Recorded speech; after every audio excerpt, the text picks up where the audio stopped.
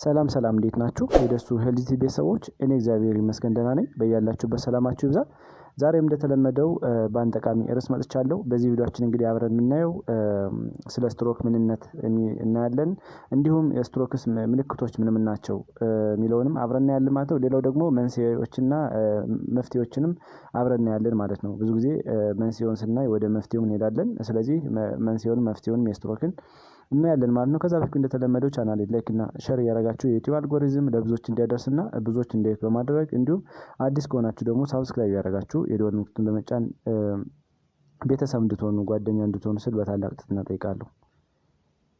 ወደ ቪዲዮ ስንሄድ እንግዲህ ብዙ ጊዜ ስትሮክ ብዙ ጊዜ በአማርኛ የተለያየ ትርጉም ሊኖረው ይችላል። ነገር ግን ስትሮክ እንግዲህ የደም ጭንቅላት ውስጥ የደም መፍሰስ የሚለውን ይይዝ ይችላል። እንዲሁም የአንጎል ምትም እያልን እንጠራዋለን። ስለዚህ ስትሮክ ማለት እንግዲህ ወደ አንጎላችን የሚሄደው የደም መጠን መቀነስ ነው አንደኛው። ሁለተኛው የአንጎል የደም ስሮች ራፕቸር ሲያደርጉ ወይም ደግሞ ሲፈነዱ ሊከሰት የሚችል ችግር ነው ማለት ነው። እንግዲህ አንጎላችን በቂ ምግብና ኦክሲጅን ካላገኘ ወዲያውኑ ኢሚዲየትሊ ሴሎች ቶሎ እንዲሞቱና ዴዝ እንዲያደርጉ ምክንያት ይሆናል ማለት ነው። ብዙ ጊዜ ስትሮክ እንግዲህ እንደምንጠራው በጣም ከባድ እና ለሞትም ሊዳርግ የሚችል የበሽታ አይነት ነው ማለት ነው። በአጠቃላይ እንግዲህ ስትሮክን በሁለት አይነት ዋና መንገዶች እንከፍላቸዋለን ማለት ነው። የመጀመሪያው ኢስኬሚክ ስትሮክ ብለን የምንጠራው የስትሮክ አይነት አለ። ሁለተኛው ደግሞ ሂሞራጂክ ስትሮክ ብለን የምንጠራው የስትሮክ አይነት አለ ማለት ነው። እንግዲህ ኢስኬሚክ ስትሮክ ብለን የምንጠራው ብዙ ጊዜ ወደ አንጎል የሚሄደው የደም ስር በተለያየ ነገር ሲዘጋ ነው። በተለይ ፕላክ ሲኖር የደም ስሮች ሲጠቡ እንዲሁም ደግሞ በተለያየ ነገር ሲዘጋ በተለይ ኢምቦሊዝም ምናምን አይነት ነገር ካለ ብሎኬጅ ካለ ሊከሰት የሚችል ነገር ነው ማለት ነው። ከዚህ ጋር ተያይዞ እንግዲህ 80% አካባቢ የዓለማችን ህዝብ በዚህ አይነት የስትሮክ አይነት ይጠቃል ማለት ነው። ወይም ደግሞ በኢስኬሚክ ስትሮክ አይነት ይጠቃል ማለት ነው። ቀሪው 20% አካባቢ ነው እንግዲህ ወደ ሂሞራጂክ ስትሮክ ሊሄድ የሚችለው ማለት ነው። ሂሞራጂክ ስትሮክ ለምንጠራው ደግሞ እንግዲህ የሚከሰተው ብዙ ጊዜ በአንጎል ውስጥ ያሉ የደም ስሮች ሲፈነዱ ወይም ደግሞ ራፕቸር ሲያደርጉ ሊከሰት የሚችል ችግር ነው ማለት ነው። ብዙ ጊዜ በዚህ መሰረት ደም ወደ አንጎል ቲሹ ሲሄድ የአንጎላችን አጠቃላይ የሰውነት ፓርት የአንጎል የሰውነት ኤሪያዎች በጉዳት እንዲያጋጥማቸው ይደረጋል ማለት ነው። እንግዲህ ቶሎ ህክምና ካልተደረገለት በተለይ ደግሞ ከተዘገየን ለተለያየ ጉዳት ልንዳረግ እንችላለን ማለት ነው። በተለይ ደግሞ ስትሮክ እንግዲህ ቶሎ ካልታከመ ብዙ ጉዳት ሊያስከትል ይችላል። እንዲሁም አጠቃላይ ለሞትም ሊዳረግ የሚችል በሽታ አይነት ነው ማለት ነው። በተለይ ደግሞ አሁን ስትሮክ እንግዲህ ካልታከመ ሊያመጣ የሚችላቸው ጉዳቶች ምን ናቸው የሚለውን ስናይ አንደኛ ለወጪ እንዳረጋለን። ብዙ ጊዜ ገንዘባችን ጊዜያችን እና የተለያዩ ነገሮችን ኢንቨስት ልናደርግ እንችላለን ማለት ነው። ይሄ ደግሞ እኛን ብቻ ሳይሆን ቤተሰብ እንደተለያየ ጫና ጭንቀት እና የተለያዩ ነገሮች ልናደርግ እንችላለን ማለት ነው። ስለዚህ ለወጪ ይዳርጋል ማለት ነው። ሁለተኛ ለህይወት ጥራትም መቀነስ ምክንያት ሊሆን ይችላል። በተለይ አንድ ሰው ፊውቸርሊ ሊገጥመው በስትሮክ ምክንያት ሊገጥመው የሚችለው ብዙ ነገሮች አሉ። በተለይ ደግሞ በፕሪቪየስሊ ሲያደርጋቸው የነበሩትን አክቲቪቲዎች ማድረግ አይችልም ማለት ነው። ከዛ ጋር ተያይዞ የተለያዩ ተግባሮችን ማከናወን ያቅተዋል። ስራውን በአግባቡ መስራት አይችልም። በራስ የመተማመን አቅምና ማህበራዊ ህይወቱ ሊቀንስ ይችላል ማለት ነው። ስለዚህ ለህይወት ጥራትም በጣም ሊዳረግ ይችላል ማለት ነው። ሌላው ለሞትም ሊዳርገን ይችላል ማለት ነው። ብዙ ጊዜ በሰአቱ ካልታከምነውና አንዳንድ ችግሮችን ካልቀረፍን ቶሎ ካልታከመ ለሞትም ሊያደርሰን የሚችል የበሽታ አይነት ነው ማለት ነው። አራተኛው ለረዘም ላለ ጊዜ የሚቆይ የአካል ጉዳትም ሊያስከትል ይችላል። በተለይ ስትሮክን በጊዜውና በሰአቱ ካልታከምነው የእንቅስቃሴ ችግር የንግግር ችግር የአመጋገብ ችግር ሊያስከትል ይችላል። የስሜት ለውጦችም ሊያመጣ ይችላል። የአስተሳሰብ ችግርም ሊያመጣ ይችላል ማለት ነው። ስለዚህ ከነዚህ ጋር ተያይዞ ምን ሊከሰት ይችላል? አምስተኛው እና የመጨረሻው ደግሞ ለአንጎላችን ጉዳት ልንዳረግ እንችላለን ማለት ነው። በተለይ ደግሞ በቂ ኦክሲጅን እና ምግብ ወደ አንጎላችን የአንጎል ሴሎች ካላገኙ የአንጎል ሴሎች ኢሚዲየትሊ ዴዝ ሊያደርጉ ይችላሉ ወይም ደግሞ ሊሞቱ ይችላሉ ማለት ነው። በዛ ምክንያት አጠቃላይ ከኮግኒቲቭ ፋንክሽን ጋር ተያይዞ ከሜሞሪ ጋር ተያይዞ ያለውን ሂደት ስለሚቀንስብን ለአንጎላችን ጉዳትም አጠቃላይ ለኮግኒቲቭ ችግር ሊያጋጥመን ይችላል ማለት ነው። ስለዚህ ኢምፔርመንትም ሊያመጣ ስለሚችል ጥንቃቄ ማድረግ በጣም አሪፍ ነው ማለት ነው። እንዲሁም በተለይ ደግሞ ስትሮክ እንዲከሰት ሊዳርጉ የሚችሉ ነገሮችን ስናያቸው ደግሞ በሁለት እንከፍላቸዋለን። በተለይ ሞዲፋይብል ፋክተር እና ነን ሞዲፋይብል ፋክተር ብለን እንጠራቸዋለን ማለት ነው። በተለይ ሞዲፋይብል ፋክተር ብለን የምንጠራቸው እንግዲህ ልናስተካክላቸው የምንችላቸው ነገሮች ወይም ደግሞ ልንቆጣጠራቸው የምንችላቸው ነገሮች ናቸው። በተለይ ግፊት ካለ አሁን ግፊትን መቆጣጠር የምንችለው አይነት ነው ማለት ነው። ነገር ግን የደም ስሮችን በመጉዳት ለስትሮክ ሊያጋልጠን ይችላል ማለት ነው ሃይፐርቴንሽን ሲኖር። ሌላው የልብ በሽታ ነው። የልብ በሽታም እንግዲህ ብዙ ጊዜ በጣም ክሮኒክሊ የቆየ ከሆነ እንዲሁም አትራል ፋይብሪሌሽን አይነት ሂደት ካለ የደም መርጋትና አንዳንድ ብሎኬጅ ስለሚያጋጥም ለስትሮክ ልንጠቃ እንችላለን ማለት ነው። ሌላው የስኳር በሽታ ነው። የስኳር በሽታ እንግዲህ የደም ስሮችን በመጉዳት አጠቃላይ የሰርኩሌሽን ችግር ሊያስከትል ስለሚችል ለስትሮክ ሊያጋልጠን ይችላል ማለት ነው። ሌላው ማጨስ ነው። በተለይ ብዙ ጊዜ አንድ ሰው ክሮኒክሊ የሚያጨስ ከሆነ የደም መርጋትን እና የደም ስርን ለጉዳት ሊዳርግ ስለሚችል ለስትሮክ ተጋላጭ ይሆናል ማለት ነው። ሌላው ይሄ ጠቃሚ ያልሆኑ ቅባቶችን ወይም ደግሞ ኮሌስትሮሎችን መመገብም ፕላክ እንዲፈጠርና የደም ስር በተለያየ ምክንያት እንዲጠብ በማድረግ ለስትሮክ እንድንጋለጥ ያደርጋል ማለት ነው። ሌላው ውፍረት ነው። በተለይ ቦዲ ማክስ ኢንዴክሳችን ያልተመጣጠነ ከሆነ አንዳንዴ ለተለያዩ ሪስኮች ሊያጋልጠን ይችላል። ለግፊት፣ ለልብ ህመምና ለስኳር በሽታ ያጋልጠናል እና ይሄ ደግሞ በሂደት ቀስ እያልን ለስትሮክ ልንጋለጥ እንችላለን ማለት ነው። ሌላው ጤናማ ያልሆነ አመጋገብ ስልት መከተልም ብዙ ጊዜ ጨው የበዛባቸው ምግቦች መጠቀም፣ ስኳር የበዛባቸው ምግቦች አዘውትሮ መጠቀም፣ ቅባት ወይም ደግሞ እነዚህ ጠቃሚ ያልሆኑ ፋቶችን በተለይ ደግሞ ከእንስሳት ተዋጽኦ ያላቸውን ምግቦች የሚረጉ የቅባት አይነቶችን አዘውትሮ መጠቀምም ይሄ የአመጋገብ ዑደትን ባለማስተካከል ሊከሰት የሚችል አይነት ነው ማለት ነው። ከዚህ ጋር ተያይዞ ደግሞ ስፖርታዊ እንቅስቃሴን አለማዘውተርም ለስትሮክ እንድንጋለጥ በተለይ ደግሞ እንቅስቃሴ ያለማድረግ ብዙ ጊዜ ከተለያዩ ነገሮች ጋር ሊዛመድ ይችላል እና እንቅስቃሴ ያለማድረግም እንግዲህ ከዚህ ሊመደብ ይችላል ማለት ነው። ከመጠን በላይ አልኮል መጠጣትም ለዚህ ነገር ሊዳርገን ይችላል ማለት ነው። ምክንያቱም ብዙ ጊዜ አልኮል ጠቃሚ ኤሌክትሮኖችን ሰውነታችን ውስጥ በማስወጣት እንዲሁም ሊቨራችን የተለያዩ ሰውነት ፓርቶቻችን ዳሜጅ በማድረግ ለስትሮክ እንዲጠቃ ያደርጋል ማለት ነው። ሌላው አንዳንድ መድኃኒቶች ናቸው። በተለይ አንዳንድ መድኃኒቶችን የሚወስዱ ሰዎችም ጥንቃቄ ካላደረጉ ለዚህ ሊጋለጡ ይችላል። በተለይ ደግሞ ሴቶች ፖስት ፒል ሲወስዱ ወይም ደግሞ የእርግዝና መከላከያ መድኃኒት በሚወስዱበት ጊዜ ለስትሮክ ተጋላጭ ወይም ደግሞ ሪስክ ፋክተር ሊሆን ስለሚችል ጥንቃቄ ማድረግ አሪፍ ነው ማለት ነው። ሌላው ነን ሞዲፋይብል ሪስክ ፋክተር ለምንጠራቸው ደግሞ እነዚህ አውት ኦፍ ኮንትሮል የሆኑ ናቸው። ብዙ ጊዜ ልንቆጣጠራቸው ማንችለው ነገር ግን ስትሮክን ሊያመጡ የሚችሉ ነገሮች ናቸው። አንደኛው እድሜ ነው። እድሜ እንግዲህ እየጨመረ ሲሄድ በተለይ ደግሞ ከ60 ዓመት በላይ ሲሆን ለተለያዩ በሽታዎች ሪስክ ተጋላጭ እንደሆነ ያደርገናል እና ለስትሮክም እንድንጋለጥ ያደርጋል። ሌላው ጾታ ነው። ብዙ ጊዜ ይሄ ሴክስ ጋር ተያይዞ ወንዶች እንግዲህ በስትሮክ የመጠቃታቸው መጠን ከሴቶች የበለጠ ነው ይላሉ እና አንዳንድ ሪሰርቾች ይህን አንድ ሊያመጣ ይችላል። ሌላው የቤተሰብ ታሪክ ካለ በተለይ ደግሞ ጄኔቲካሊ ሊመጣ የሚችል ነገር ነው ማለት ነው። ሌላው ኦልድ ስትሮክ ካለብን ትራንዚት ሲስቴሚክ አታክ ከዚህ በፊት አጥቅቶን ከሆነም አሁን ላይ ሌላ ለስትሮክ ልንጠቃ ስለምንችል ለዚህም ይሄ ነን ሞዲፋይብል የሆነ ሪስክ ፋክተር ነው ማለት ነው። ከዚህ ጋር ተያይዞ እንግዲህ ስትሮክ በሽታ እንግዲህ ሊከሰት ሲል የሚታዩ ማስጠንቀቂያ ደወሎችም ምልክቶችም አሉ ማለት ነው። በተለይ ደግሞ አላርሚንግ ሳይን የሚባሉ የተለያዩ ነገሮች አሉ ማለት ነው። ከነዚህ ውስጥ አንዱ የፊት መዛል ወይም ደግሞ የፊት መጣመም፣ መዛል፣ መዛባት እና እኩል አለመሆንም ሊከሰት ይችላል ማለት ነው። በተለይ ደግሞ የፋሻል አካባቢ ያለው ነርቭ በተለያዩ ጉዳቶች በተለይ ደግሞ ወደ አንጎላችን የሚወስደው የደም መጠን ሲቋረጥ፣ ሲቀንስ የፊት ጡንቻዎች የመዛባት አይነት ስሜት ስለሚኖር ነርቮች ዑደታቸውን ወይም ደግሞ ሂደታቸውን ይዘው ስለማይሰሩ ለአፍ መጣመም፣ መዛባት እና ብዙ እንደዚህ ኢኳላይዝ ያለመሆን ችግር ይከሰታል ማለት ነው። ሌላው የክንድ ድክመት ነው።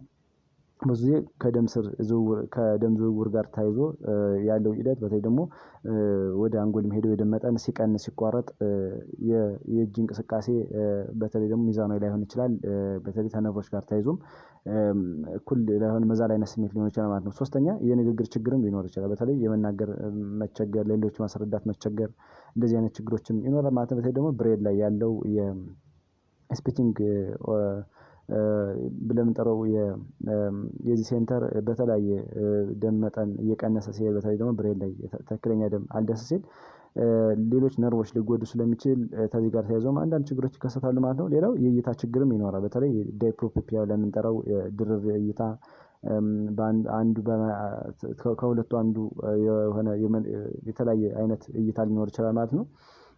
ለማየት መቸገር እንደዚህ አይነት ስሜት ካለን በተለይ ደግሞ ብሬን ሴንተር ላይ የእይታችን መጠን ሊያዛቡ የሚችሉ በተለይ ደግሞ የሆስፒታል አካባቢ ያለውን ችግር በማዛባት ለእይታ ችግር ልንጋለጥ እንችላለን ማለት ነው። ሌላው የሚዛን ማጣት ነው። ባላንስ ጊያት ላይ ተያይዞ ይሄም የማዞር ስሜት አንዳንድ ችግሮች ይኖራሉ። በተለይ ደግሞ ብሬን ፓርት ላይ ሰረብለም ብለን የምንጠራውን ፓርት በመጉዳት ወደዛ አካባቢ ትክክለኛ ደም ካልሄደ ትክክለኛ ዑደቱን ጠብቆ እንትን ካላለ ለእነዚህ ችግሮች ልንጋለጥ እንችላለን ማለት ነው። ስድስተኛ ከባድ የሆነ የራስ ምታትም ይኖራል። ከወትሮ የተለየ የራስ ምታት ሊኖር ይችላል። በተለይ ደግሞ ይሄ ሞስትሊ ኮመን ነው በሄሞሮጂክ ስትሮክ ላይ ኮመን ነው ማለት ነው። ሰባተኛ የማስታወስ ችግርም ይኖራል። ብዙ ጊዜ ሰውን በፊት ሲሰራቸው የነበሩን አክቲቪቲዎች መርሳት፣ ሰውን አለማወቅ አንዳንድ ችግሮች ሊከሰት ይችላል ማለት ነው። ይህም እንግዲህ ከዚህ ጋር ተያይዞ ሊከሰት የሚችል ነው ማለት ነው። ስምንተኛ እንግዲህ ከአመጋገብ ችግር ጋር ተያይዞ የመዋጥ ችግርም ሊከሰት ይችላል። ይህም እንግዲህ አጠቃላይ ይሄ ስዋሎዊንግ ሴንተር ብለን የምንጠራው ብሬን ላይ ያለ እሱንም የነዚህ ነርቮችንም ዑደት በማዛባት ሊከሰት ይችላል ማለት ነው። ዘጠነኛ እንቅስቃሴ ለማድረግ መቸገር ነው። በተለይ በፊት ስንሰራቸው የነበሩ ኖርማል ሙቭመንቶችን ለመስራት መቸገርም አንዱ ከባላንስ እና ጊያት ጋር ተያይዞ ሊከሰት የሚችለው የሰረብራል ፋንክሽን ጋር ሲዛባ ነው ማለት ነው። ሌላው አስረኛው እና የመጨረሻው ጊዜያዊ የሆነ የአንጎል ችግር መኖር፣ በተለይ ደግሞ ቅድም እንዳልነው ትራንዚት ኢስኬሚክ አታክ ብለን የምንጠራውም ካለ እንደዚህ አይነት ችግር ሊኖር ይችላል ማለት ነው። ስለዚህ እንግዲህ ትራንዚት ኢስኬሚክ አታክ ብለን የምንጠራው ብዙ ጊዜ እንዴት ይከሰታል የሚለውን ስናይ ምልክቶቹ ጊዜያዊ ቢሆኑም በተለይ ደግሞ ለአንድ ሰዓት የሚቆዩ ናቸው ማለት ነው። አንዳንዴ አልፎ አልፎ ምልክቶች እስከ 24 ሰዓት ሊቆዩ ይችላሉ ማለት ነው። ይሄ ትራንዚት ኢስኬሚክ አታክ ብለን የምንጠራው እንግዲህ ብዙ ጊዜ ወደፊት ስትሮክ እንደሚከሰት አመላካች መንገድ ወይ ደግሞ አላርሚንግ ሳይን ነው ማለት ነው። ስለዚህ ጥንቃቄ ማድረጉ በጣም አሪፍ ነው፣ አይከፋም ማለት ነው። ሌላው እንግዲህ ስትሮክን እንዴት መከላከል እንችላለን የሚለውን ስናይ ብዙ ጊዜ እንግዲህ ቅድም ካወራናቸው ከሪስክ ፋክተሮች ተነስተን ነው ማለት ነው ይሄንን ዲጋውት የምናደርገው ማለት ነው። በተለይ ደግሞ የአኗኗር ዘይቤ ማስተካከል ነው። ቅድም ከአኗኗር ዘይቤ ጋር መዛባት ተያይዞ ሊከሰቱ የሚችሉ ችግሮችን አሁን እንደ መፍትሄ እንቆጥራቸዋለን ማለት ነው። በተለይ ጤናማ አመጋገብ መመገብ፣ በተለይ ፍራፍሬዎችን፣ አትክልት፣ ሙሉ እህሎችን፣ ጤነኛ ቅባቶችን መርጦ መመገብ፣ ጨው የበዛባቸው ምግቦች መቀነስ፣ ስኳር የበዛባቸው ምግቦች አዘውትሮ አለመጠቀም፣ እነዚህ የሚረጉ ዘይቶችን በተለይ ደግሞ ከእንስሳት የምናገኛቸውን ሳቹሬትድ ፋቶችን መቀነስ አለብን። በተለይ እነዚህ የሚረጉ ዘይቶች ብዙ ጊዜ ደም ስር ላይ ሄደው ፕላክ እንዲፈጠር የደም ስሮችን በማጥበብ እና ለተለያየ ችግር ሊዳርጉን ስለሚችሉ ጥንቃቄ ማድረግ አሪፍ ነው ማለት ነው። ሌላው የአካል ብቃት እንቅስቃሴ ወይም ደግሞ ስፖርታዊ እንቅስቃሴዎችን አዘውትሮ መጠቀም ነው። ብዙ ጊዜ ስፖርታዊ እንቅስቃሴ ስናዘወትር ብዙ ጊዜ ብዙ ፋቶችን በርን እናደርጋለን፣ ሰርኩሌሽናችንን ማጽዳት እንችላለን። ከክሮኒክ ዲስኦርደር ጋር ተያይዞ ሊከሰቱ የሚችሉ የበሽታ አይነቶች እንደ ስኳር፣ የግፊት፣ የልብ ህመምና አንዳንድ ችግሮችን ማስተካከል እንችላለን ማለት ነው። በዚህ ሂደት እንግዲህ ስትሮክ እንዳይመጣ መከላከል እንችላለን ማለት ነው። ሌላው ክብደትን ማስተካከል ነው። ክብደት እንግዲህ ብዙ ጊዜ ከመጠን በላይ ሲሆን ቅድም እንዳልነው ለተለያዩ በሽታዎች ሪስክ ፋክተር ይሆናል። በተለይ ክብደት ሲኖር የደም ስሮችን በማጨናነቅ አጠቃላይ ሴሎቻችን ለተለያየ ጉዳት ስለምናደርግ ክብደትን ማስተካከል አሪፍ ነው ማለት ነው። ብዙ ጊዜ የክብደት ሲጨምር አንድ ሰው ለእነዚህ ተላላፊ ላልሆኑ በሽታዎች እንደሚጠቃ ማሰብ አለበት ማለት ነው። ከዛ ጋር ተያይዞ እንግዲህ ክብደት እየጨመረ ሲሄድ አሁን እንዳልነው ለግፊት፣ ለስኳር በሽታ፣ ለልብ ህመም አጠቃላይ ለሰውነታችን ፓርት ችግር ይገጥመናል ማለት ነው። ከዛ ጋር ተያይዞ በጊዜ ሂደት ለስትሮክ እንጠቃና ሌላ ችግር እንዲገጥመን ያደርጋል ማለት ነው። ስለዚህ ክብደትን ማመጣጠን በተለይ ደግሞ ክብደት መቀነስ፣ ምግቦች መርጦ በመብላት ማስተካከል እንችላለን ማለት ነው። ሌላው ማጨስን ማቆም ነው። ቅድም ያልነው አንድ ሰው በሚያጨስበት ሰዓት ላይ የደም ስሮችን ይጎዳል። አጠቃላይ ለደም መርጋት ችግር፣ ለደም ዑደት የተለያዩ ችግሮች በማጋለጥ ለስትሮክ እንዲጋለጥ ያደርጋልና ማጨስን ማቆም አሪፍ ነው ማለት ነው። አልኮል መጠጣትን መገደብ ነው። ብዙ ጊዜ አልኮል በመጠኑ ከተጠጣ ያን ያህል ጉዳት ላያደርስ ይችላል። ነገር ግን ከመጠን በላይ አልኮል መጠጣት ለተለያዩ ጉዳቶች ልንዳረግ ስለሚችል ማስተካከሉ አሪፍ ነው ማለት ነው። ሁለተኛ የህክምና ክትትል ማድረግ ነው። ብዙ ጊዜ እንግዲህ አንደኛው የአኗኗር ዘይቤ ማስተካከል ነው። ሁለተኛ ደግሞ የህክምና ክትትል ማድረግ። ብዙ ጊዜ ግፊት ያለበት ሰው ግፊቱን መቆጣጠር አለበት ማለት ነው። በተለይ መድኃኒትን በአግባቡ መውሰድ፣ የታዘዘለትን የግፊት መድኃኒት በአግባቡ መውሰድ፣ ሰአቱን አሬንጅ አድርጎ የሚወስድበት ሰዓት ባለመርሳት እና ግፊትን በደንብ መቆጣጠር አለበት ማለት ነው። የሚወስደው መድኃኒት እንዲሁም ቅድም ያልናቸውን ሪስክ ፋክተሮችን ጨው የበዛባቸው ምግቦች መቀነስ፣ ስኳር የበዛባቸው ምግቦች ማስተካከል፣ ስፖርት በመስራት እና አንዳንድ ችግሮችን መቅረፍ ይችላል ማለት ነው። በተለይ ደግሞ ይሄ ሌላው ደግሞ ጠቃሚ ያልሆኑ ኮሌስትሮሎችን መቀነስ ነው። በተለይ ከእንስሳት የምናገኛቸውን የኮሌስትሮል አይነቶችን ቀንሶ መጠቀም አሪፍ ነው ማለት ነው። ብዙ ጊዜ ይሄ ሊፒድ ሎሪንግ ኤጀንት ብለን የምንጠራቸውን እንደ አትሮቫስታቲን አይነት መድኃኒቶች እና ሌሎች የመድኃኒት አይነቶችን በአግባቡ በመውሰድ የተከማቸ ፋትን ወይም ደግሞ የተከማቸ ደም ስር የተከማቸ ፋትን ስብን ማስተካከል እንችላለን ማለት ነው። በዛ ሰዓት በተቃራኒው አንዳንዴ ሲከማች እንግዲህ ቅድም እንዳለው የተለያዩ ሪስክ ፋክተሮች ስለሚያጋልጠን እንደዚህ መድኃኒቶችን በአግባቡ በመውሰድ ኤክሰርሳይዝ በማድረግ ውፍረታችን በመቀነስ የምናስተካክለው ነገር ነው ማለት ነው። ሌላው የስኳር በሽታን መቆጣጠር አለብን ማለት ነው። ብዙ ጊዜ እንግዲህ ይሄ አፖይንትመንት ወይም ደግሞ ሬጉላር ቸክአፕ ማድረግ አለብን። በተለይ ደግሞ መድኃኒቶች የምንወስዳቸው መድኃኒቶች ታይፕ ቱም ፔሸንቶች ብዙ ጊዜ እንግዲህ ሃይፖግላይሴሚክ ኤጀንት ይወስዳሉ እንዲሁም ደግሞ በሚወጋም ይወስዳሉ ማለት ነው። ይህንን በስርዓት መድኃኒቱን በአግባቡ መውሰድ ነው። ከዚህ ጋር ተያይዞ በየጊዜውም የስኳር መጠናቸው መለካት አለባቸው ማለት ነው።